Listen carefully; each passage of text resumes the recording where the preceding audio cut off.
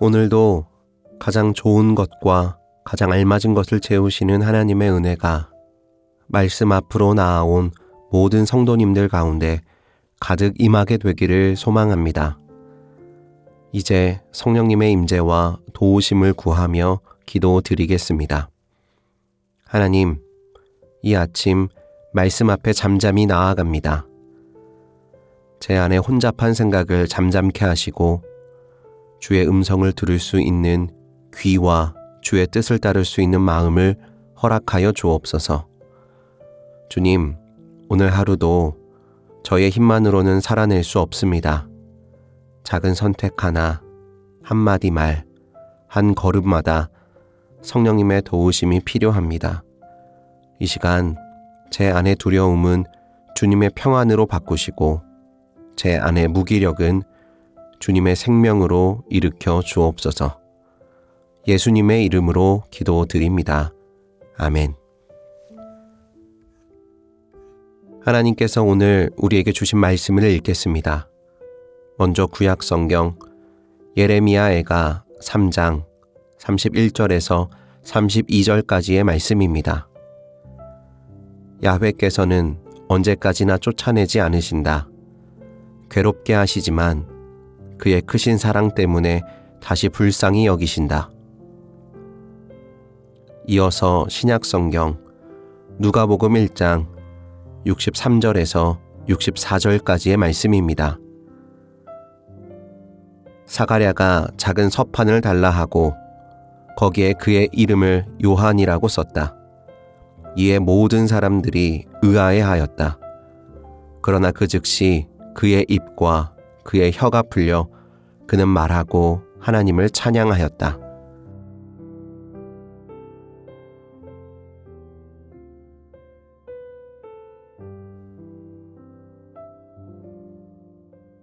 이번에는 순서를 바꾸어서 다시 한번 읽겠습니다. 사가랴가 작은 서판을 달라 하고 거기에 그의 이름은 요한이라고 썼다. 이에 모든 사람들이 의아해하였다. 그러나 그 즉시 그의 입과 그의 혀가 풀려 그는 말하고 하나님을 찬양하였다. 야훼께서는 언제까지나 쫓아내지 않으신다. 괴롭게 하시지만 그의 크신 사랑 때문에 다시 불쌍히 여기신다. 이제 말씀을 읽고 마음에 와서 부딪히는 단어나 구절, 이미지를 묵상하며 말씀 앞으로 나아가겠습니다.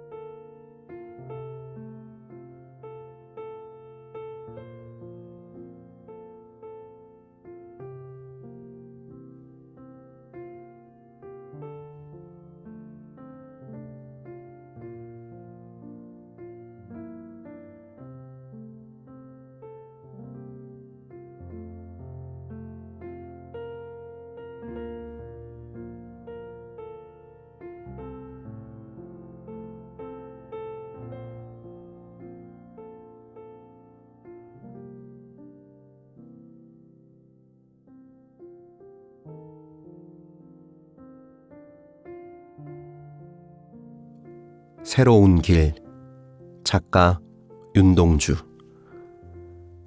사람들은 모두 무엇을 찾으러 숲속으로 들어가는가?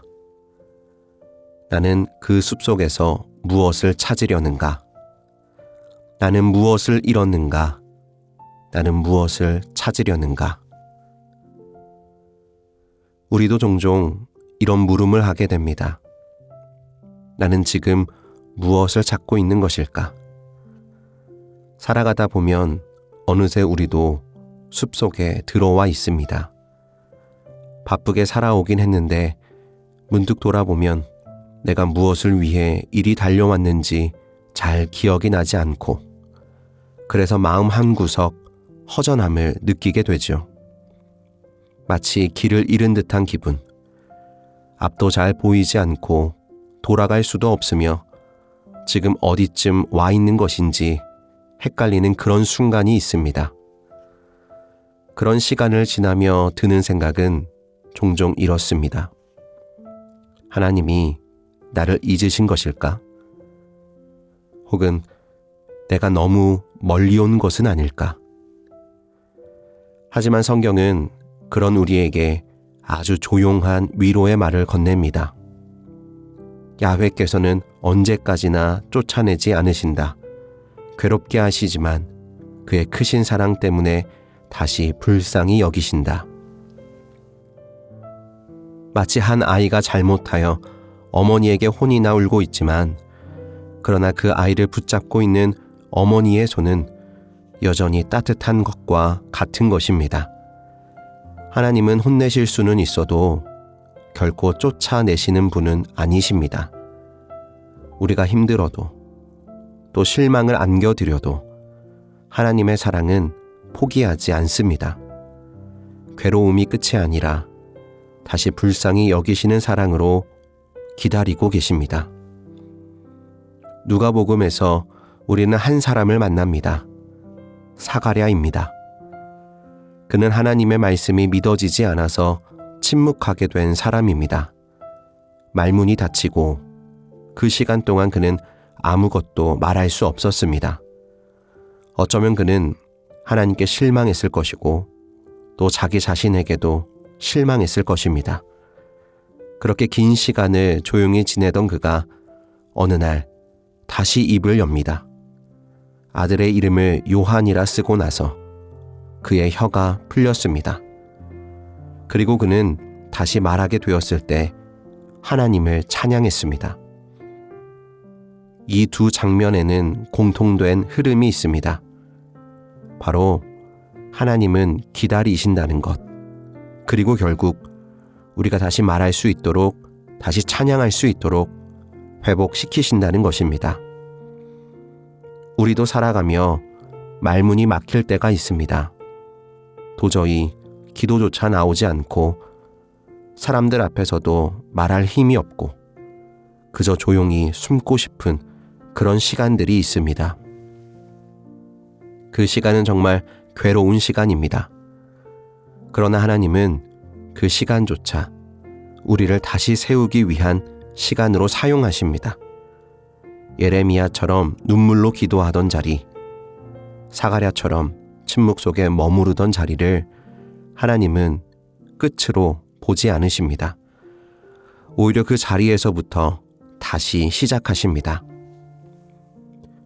혹시 지금 우리 안에도 길을 잃은 듯한 마음이 있다면, 혹은 오래 침묵하고 있던 시간들이 있다면 오늘 그 자리에 이 말씀이 닿기를 간절히 바랍니다. 나는 너를 쫓아내지 않는다. 나는 여전히 너를 불쌍히 여긴다. 여러분, 하나님은 기다리시는 분이십니다. 그리고 우리가 다시 말할 수 있게 되는 날, 그 입에서 가장 먼저 나오게 하실 말은 바로 찬양일 것입니다. 그러니 숲속 같은 인생길을 걸어가는 오늘도 너무 조급해하지 마십시오. 불안해하지 마십시오. 지금은 잃은 것 같아 보여도 하나님은 그 잃은 자리에서 다시 시작하십니다.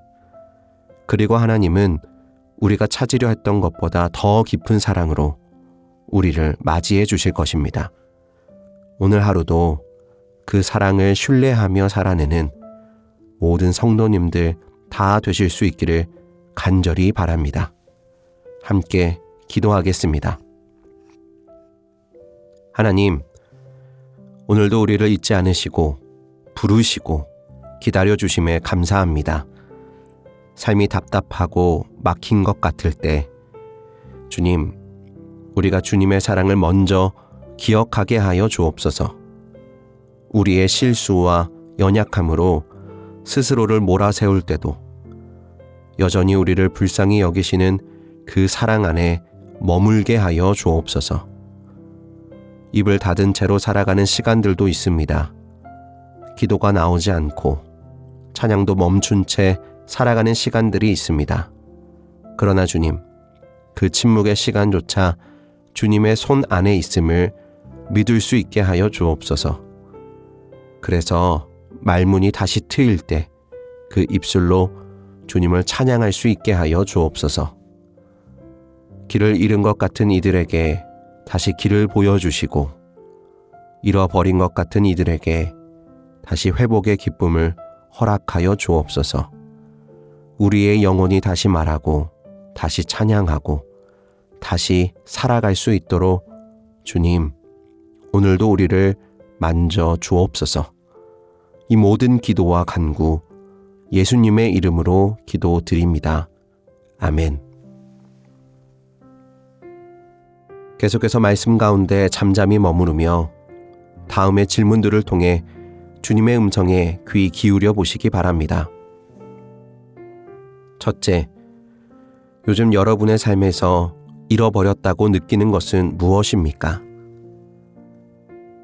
둘째, 끝처럼 보였던 시간이 사실은 다시 시작이었던 경험이 있으십니까? 지난 삶의 자리를 천천히 돌아보시면 좋겠습니다. 이러한 질문과 말씀으로 계속해서 기도와 묵상을 이어가시겠습니다.